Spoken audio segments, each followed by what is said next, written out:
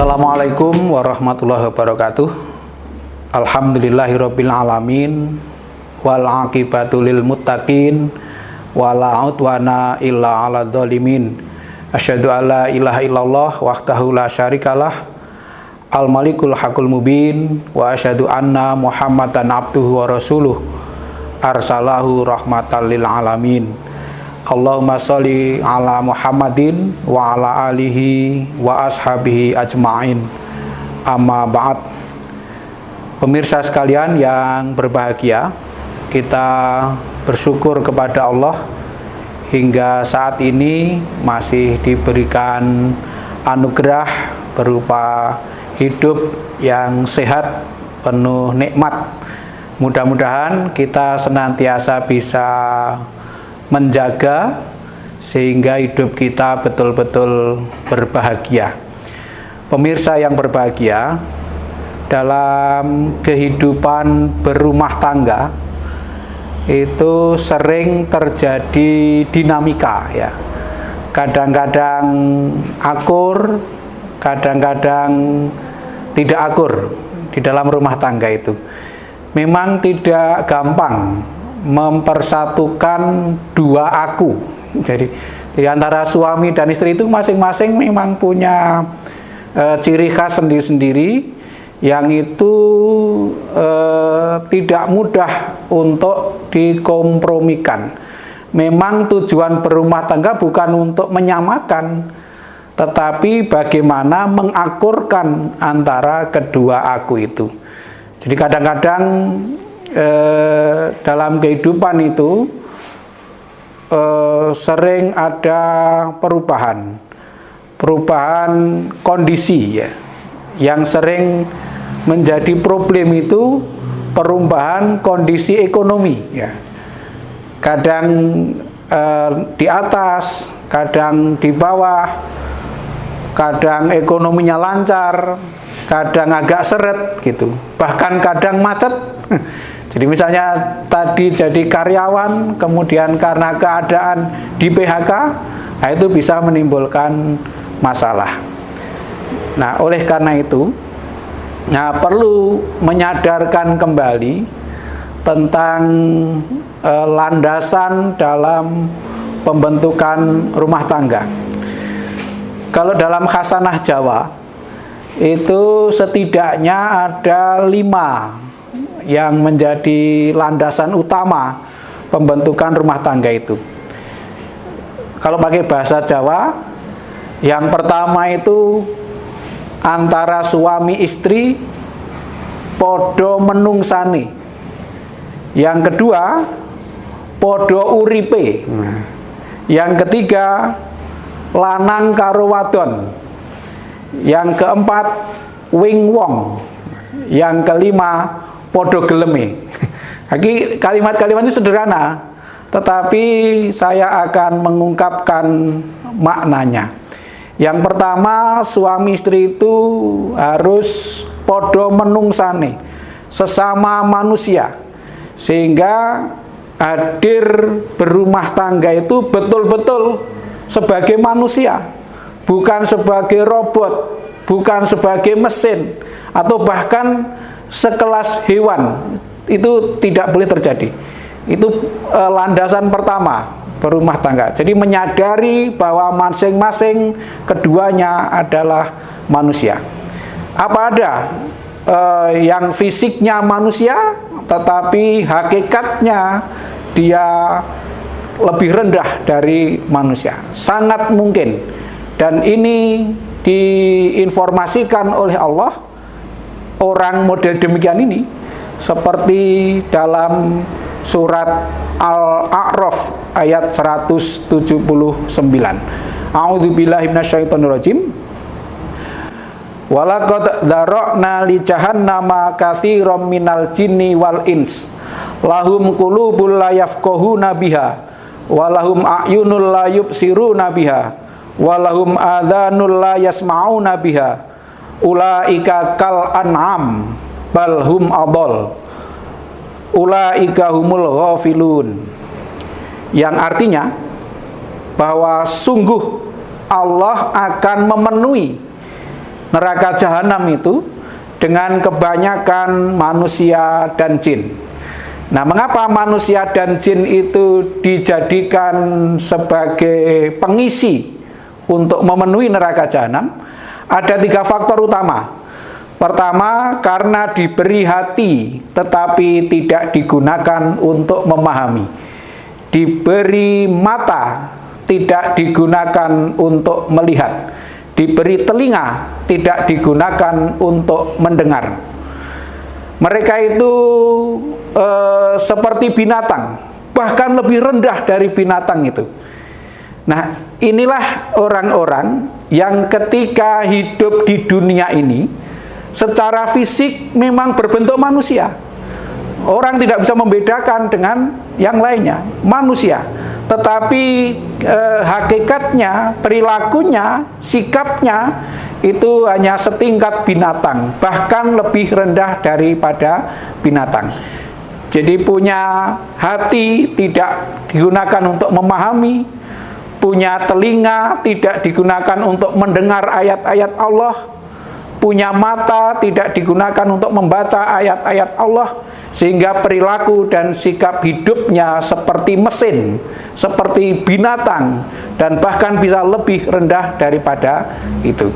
Nah, kalau dalam kehidupan berumah tangga, suami istri itu hanya seperti itu, hanya mementingkan aspek-aspek materi, ya kehidupannya hanya rutinitas, tidak ada kepekaan, tidak ada perasaan yang muncul di antara keduanya.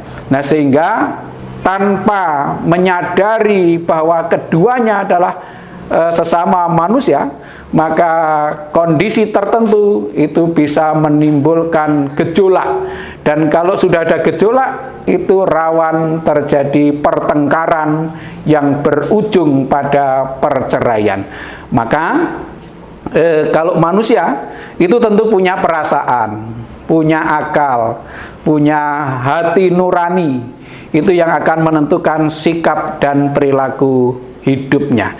Jadi marilah kepada kita semuanya, baik rumah tangga yang masih baru atau rumah tangga yang sudah lama, kita sadari betul bahwa antara suami dan istri keduanya adalah manusia yang punya rasa, punya nilai, punya adab yang harus diterapkan bersama-sama.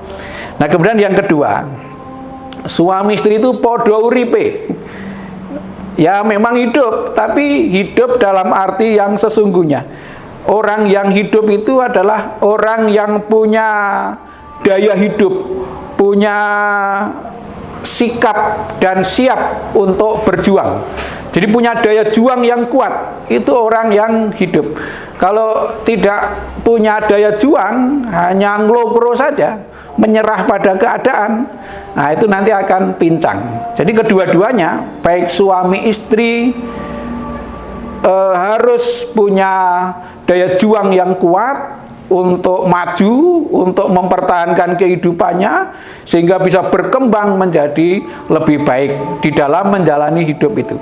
Kalau salah satunya nglokro, maka itu juga akan menjadi kepincangan di dalam keluarga.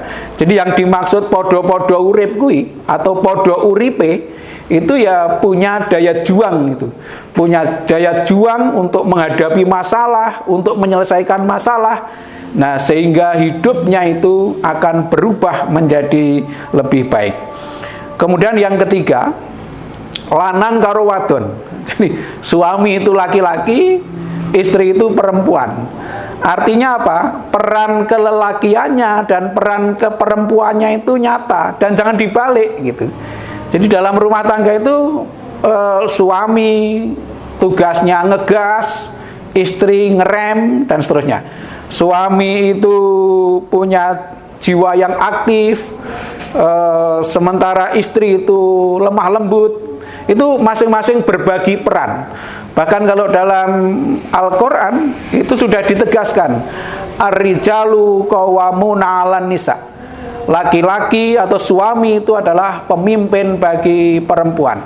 Ini harus ditegaskan bahwa dalam rumah tangga keadaannya bagaimanapun, itu tetap kepala rumah tangga, pemimpin rumah tangga itu adalah suami. Sehingga seorang suami harus menempatkan diri sebagai pemimpin, dan seorang istri adalah yang dipimpin. Masing-masing ada pertanggungjawabannya. Jangan dibalik.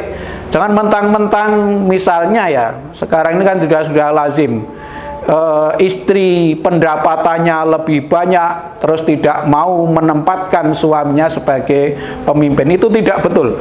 Jadi perannya itu sudah ada porsinya sendiri-sendiri. Suami adalah pemimpin bagi istri. Ini harus disadari oleh kedua pihak. Inilah yang dinamakan bahwa wong lanang itu, suami itu sebagai laki-laki, dan perempuan, istri itu sebagai perempuan, harus berada pada posisinya masing-masing. Jadi saudara sekalian yang berbahagia, kalau kita masing-masing sadar posisi, insya Allah kondisi yang berkembang dalam rumah tangga itu bagaimanapun, itu tidak akan terjadi gejolak dan tidak akan menjadi masalah. Harus saling menyadari. Boleh jadi peran itu bisa tergantikan dalam hal tertentu, itu tidak masalah. Tetapi suami tetap pemimpin bagi istri.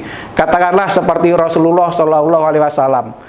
Kadang-kadang Kanjeng Nabi itu di rumah juga menjahit pakaiannya sendiri, mencuci pakaiannya sendiri. Itu yang secara teori itu adalah pekerjaan istri, secara teori. Tetapi dalam pelaksanaan tetap bisa dilakukan. Jadi seorang suami menjahit pakaiannya yang suwe, atau mencuci, atau nyetrika, dan lain-lain, itu sangat mungkin terjadi. Tetapi bukan berarti kemudian istri bisa menginjak-injak suami. Itu tidak boleh terjadi. Jadi sekali lagi, dalam berumah tangga harus sadar posisi, bahwa suami harus sebagai pemimpin dan menempatkan diri sebagai pemimpin, bukan menempatkan diri tidak sebagai pemimpin. Dan istri di rumah adalah sebagai yang dipimpin. Pemimpin itu maksudnya apa? Pemimpin itu bukan berkuasa sepenuhnya, tetapi maknanya adalah bertanggung jawab sepenuhnya. Ini harus kita sadari bersama-sama, sehingga tidak terjadi pertengkaran atau gejolak yang tidak diperlukan. Nah, kalau sudah seperti ini, artinya istri itu menempatkan diri, menempatkan suaminya sebagai pemimpinnya, maka insya Allah apapun yang ada di rumah tangga itu, yang ada adalah keharmonisan. Nah, itulah yang kita cita-citakan bersama. Nah, kemudian yang keempat, wing wong. Artinya masing-masing harus menyadari bahwa dirinya sudah jadi orang. Jadi orang itu sudah menjadi dewasa, maka harus bersikap dewasa. Nah, orang dewasa itu berbeda dengan anak-anak. Kalau dewasa itu ada problem, itu bisa bermusyawarah untuk menemukan jalan keluar bersama-sama. Tidak mudah merajuk. Kalau anak-anak itu kan kalau ada sesuatu yang tidak disukai, terus lapor bapaknya, lapor ibunya. Nah, kalau sudah berumah tangga itu tidak boleh terjadi. Kalau sudah berumah tangga itu istri adalah orang dewasa, suami juga dewasa. Nah, sehingga segala sesuatunya jika ada persoalan itu diselesaikan bersama-sama. Jangan sampai menjadi istri hanya ada problem sedikit dengan suami, lapor ibunya. Bahasa Jawanya itu gampang purek. Nah, purek itu kembali kepada orang tuanya. Itu berarti bukan perempuan yang dewasa. Jadi dewasa itu bukan hanya fisiknya saja, tetapi dewasa dari segi pemikiran, perasaan, dan seterusnya. Inilah yang bisa menyelamatkan rumah tangga ketika ada masalah. Masing-masing menempatkan diri sebagai orang dewasa. Nah, kemudian yang kelima itu podo geleme. jadi sejak awal itu sama maunya. Kalau ada satu pihak yang tidak mau, ora gelem, ya ora sido nikah gitu. Jadi jangan sampai sudah berumah tangga lama getun. legetun sakjane aku mbiyen ra gelem dipek kowe. Nah, itu kan namanya membuka persoalan yang itu menjadi beban yang berat bagi suami atau istri yang sebenarnya itu dia tertolak dalam pembentukan rumah tangga itu. Atau bahkan sampai ada yang mengungkit-ungkit, sebenarnya pacar saya dulu sekarang jadi ini. Nah, itu nanti akan membuat bubrah. Sehingga bagi yang belum menikah itu harus tulus betul, podo geleme. Nah, satu pihak itu ora gelem, ya jangan dilanjutkan pernikahan itu. Nanti akan membahayakan masa depan. Nah, podo geleme iki atau sama-sama mau inilah yang akan merawat keberlangsungan hidup berumah tangga. Kalau sama-sama mau dengan tulus, itu apapun yang terjadi pasti akan diarungi bersama-sama. Nah, oleh karena itu ini yang menjadi syarat utama ya, syarat utama untuk pembentukan rumah tangga dan menjadi modal untuk kelangsungan hidup berumah tangga. Jadi podo geleme. Sedangkan syarat-syarat lain boleh, tapi itu hanya seperlunya saja, secukupnya saja. Jangan memberikan syarat yang aneh-aneh. Nah, insya Allah kalau 5 perkara ini kita pegang teguh dalam membangun rumah tangga kita, itu pesan Allah dalam surat Ar-Rum ayat 21 yang sangat kita pahami, kita kenal, itu akan terwujud dalam kehidupan sehari-hari. Dalam surat Ar-Rum ayat 21 Allah berfirman, A'udzubillahi minasyaitonirrajim, wa min ayatihi an khalaqalakum min anfusikum azwajal litaskunu ilaiha wa ja'ala bainakum mawaddatan wa rahmah inna fi dzalika laayatil liqaumin yatafakkarun. Jadi di antara tanda-tanda kekuasaan Allah, jadi ayat ini, ayat yang disebut dalam Ar-Rum 21 ini ayat kauniyah, ayat kenyataan, ayat yang ada di dalam kehidupan sehari-hari, dalam kehidupan orang-orang berumah tangga, bahwa Allah menjadikan kamu atau menjadikan untuk kamu itu istrimu dari jenis kamu sendiri. Jadi kita itu punya pasangan, punya istri, punya suami dari jenis sendiri. Ya, ini podo-podo menungso tadi. Itu. Untuk apa? Litaskunu ilaiha, supaya kamu mendapatkan ketenangan, mendapatkan ketentraman hidup di dunia ini ya. Jadi idealnya orang itu kalau sudah menikah, hidupnya menjadi sakinah, menjadi tenang, menjadi tentram. Maka kalau sudah menikah kok tidak tenang, tidak tentram, pasti ada yang tidak beres dalam 5 hal yang saya sebutkan di depan tadi. Jadi saudara sekalian yang berbahagia, nah dengan ketenangan itu, maka wa ja'ala bainakum mawaddatan wa rahmah. Allah akan menjadikan mawaddah dan rahmah. Mawaddah itu cinta, cinta yang sepenuh hati, yang ingin melindungi, yang ingin memberikan kebaikan kepada yang dicintainya itu. Kemudian rahmah itu lebih mendalam lagi, sehingga cintanya itu, mawaddah dan rahmah itu kasih sayang, cinta yang tidak bersyarat, sehingga tidak akan berubah dengan berubahnya keadaan fisik pasangannya. Jadi misalnya istrinya itu sudah semakin tua, semakin peok misalnya, itu tidak kemudian berubah sikapnya, tetap bersikap yang baik, tetap menyayangi, tetap mengendaki pasangannya itu menjadi baik. Jadi kadang-kadang saya yang masih agak muda ini iri dengan pasangan-pasangan tua ya. Pasangan-pasangan tua sudah punya cucu, bahkan punya buyut, itu memanggil istrinya itu masih Dek, terus istrinya yang masih pakai mas, mesra sekali itu. Itu kadang-kadang kita iri kepada beliau-beliau yang sudah menjalani berumah tangga lama sekali, sudah beranak cucu, tetapi kemesraan itu masih terpelihara. Kadang juga saya menyaksikan ketika dulu sering masih ada kuliah subuh itu, habis pulang dari kuliah subuh, dari masjid sholat subuh, jamaah subuh bersama, itu suami istri sepuh itu pulang rangkulan, mesra sekali. Itulah teladan bagi kita. Beliau itu masih tetap bisa memelihara yang namanya sakinah, ketenangan, mawaddah, warohmah gitu.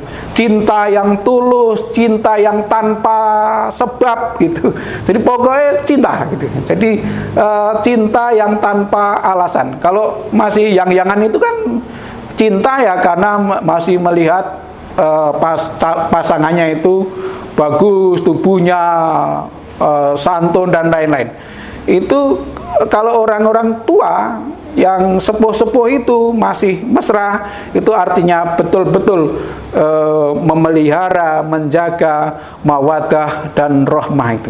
Nah itulah teladan bagi kita yang muda-muda. Nah mudah-mudahan kita sekalian bisa meneladani bapak-bapak kita, mungkin simbah-simbah kita yang sudah berumah tangga lama tapi masih bisa memelihara kemesraannya.